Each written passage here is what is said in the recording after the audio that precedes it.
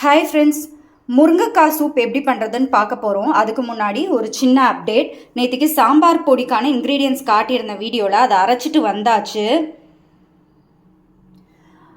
முருங்கைக்காய் சூப் பண்ணுறதுக்கு 2 முருங்கைக்காயை இந்த மாதிரி சின்ன சின்னதாக நறுக்கி வச்சுருக்கேன். இது 4 பேர் குடிக்கிற மாதிரி பண்ணுறதுக்கு. ஜென்ரலாகவே சூப் பண்ணுறதுக்கு பார்த்திங்கன்னா பேனில் பட்டர் போட்டு ஆனியன் கார்லிக்லாம் சாட்டேட் பண்ணி அப்படி காமிப்பாங்க. நான் எண்ணெயோ பட்டரோ எதுவுமே போடாமல் ரொம்ப சிம்பிளாக அதே சமயத்தில் கொஞ்சம் சத்தாக செய்ய போகிறேன். ஸோ அடுத்தது பார்த்திங்கன்னா ஒரு 5-6 பல் பூண்டு, ஒரு 4 சின்ன வெங்காயம், அதுக்கப்புறம் ஒரு சின்ன தக்காளி, அதுக்கப்புறம் 1 டீஸ்பூன் அளவுக்கு பாசிப்பருப்பு, 1 டீஸ்பூன் அளவுக்கு துவரம்பருப்பு. இதுக்கு மேலே போட வேண்டாம். அடுப்பில் குக்கர் வச்சுட்டு நம்ம வச்சுருக்கிற எல்லாத்தையும் அதில் போட்டுப்போம்.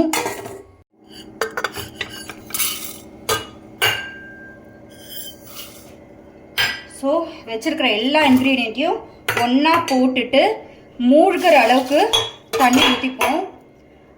3 விசில் அளவுக்கு விட்டு இறக்கி வைக்க போகிறோம். கொஞ்சமாக மஞ்சத்தூள். இப்போது குக்கரை மூடிட்டு ஒரு 3 விசில் விட போகிறோம். 3 விசில் விடும்போது நல்லா குழைவாக வெந்துடும். 3 விசில் ஆஃப் பண்ணிட்டேன். நல்லா ஆறிடுச்சு. இப்போ ஓப்பன் பண்ணி பார்ப்போம். பாருங்கள், நல்லா வெந்திருக்கு. இது கொஞ்சம் ஆறுனதுக்கப்புறம் நம்ம மிக்ஸி ஜாரில் போட்டு அரைக்க போகிறோம். இப்போ இது நல்லா ஆறிடுச்சு. மிக்ஸி ஜாரில் போட்டு அரைச்சி எடுக்க போகிறோம். மிக்ஸி ஜார் நல்லா அரைச்சி எடுத்துட்டேன். இப்போ இதை நம்ம ஃபில்டர் பண்ணி எடுக்க போகிறோம். ஏன்னா முருங்கைக்காயில் நார் எல்லாமே இருக்கும் அரைக்கும் போது. ஸோ அதனால் இதை நல்லா ஃபில்டர் பண்ணிவிட்டு காட்டுறேன்.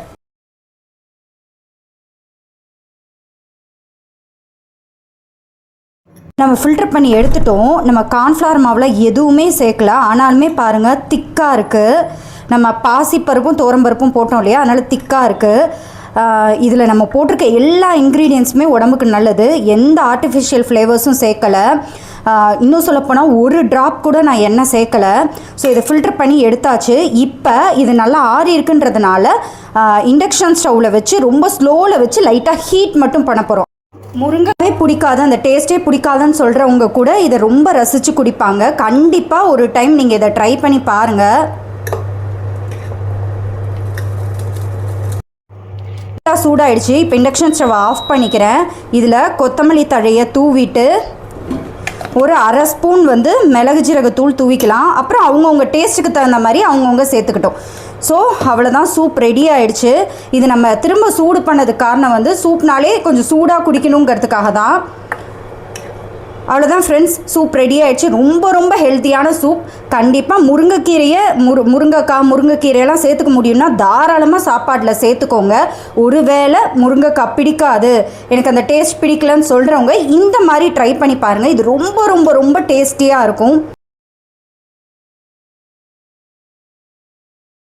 ஒரு சின்ன விஷயத்த சொல்ல மறந்துட்டேன். நான் நடுவுலையே உப்பு சேர்த்துட்டேன். அதாவது அரைச்சி ஃபில்டர் பண்ண உடனே உப்பு சேர்த்துட்டேன்.